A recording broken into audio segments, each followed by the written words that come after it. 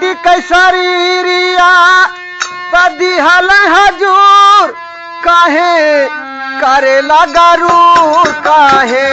करेला गरूर काहे करेला गरूर काहे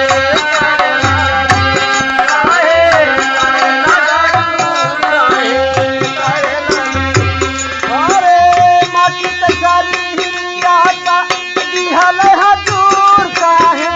करेला गरूर काहे करेला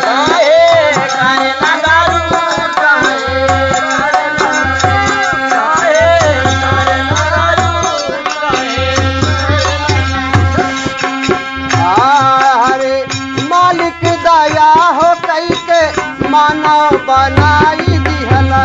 मालिक दया हो कई के मानव बनाई दिहल मालिक दया मानव बनाई दिहल मानव बनाई दिहल मानव बनाई दिहल मानव बनाई दिहल मालिक दया हो कई के मानव बनाई दिहल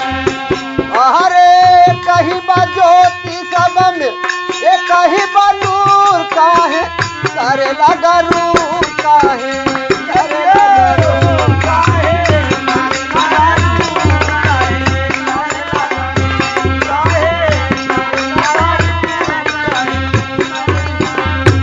काहे करेला गरूर काहे करेला गरूर काहे करेला गरूर काहे करेला गरूर काहे करेला गरूर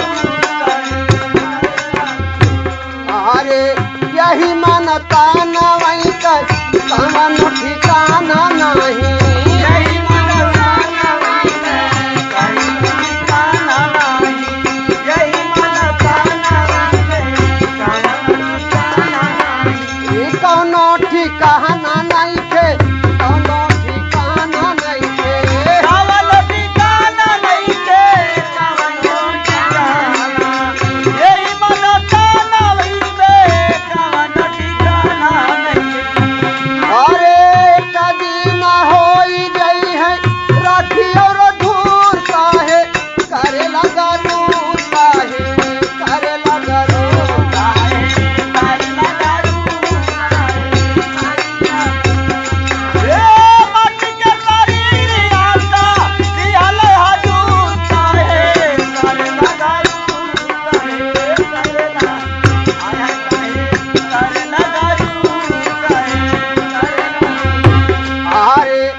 बही से आवा मोरे बाबा के चरानिया बही से आवा मोरे बाबा के चरानिया बही से आवा मोरे बाबा के चरानिया बाबा के चरानिया मोरे बाबा के चरानिया बाबा के चरानिया मोरे चरानिया बाबा के चरानिया भैया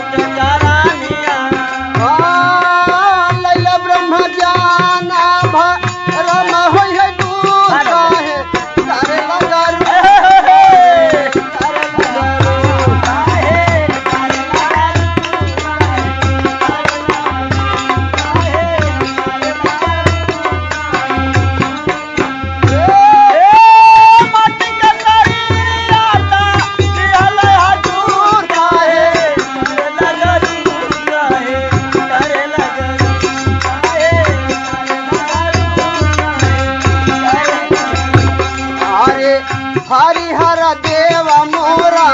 हर में विराजेला हरिहर देवा मोरा हर में विराजेला हरिहर देवा मोरा हर में विराजेला अरे समय का सतगुर मिलल भरपूर काहे करेला गरूर काहे करेला गरूर काहे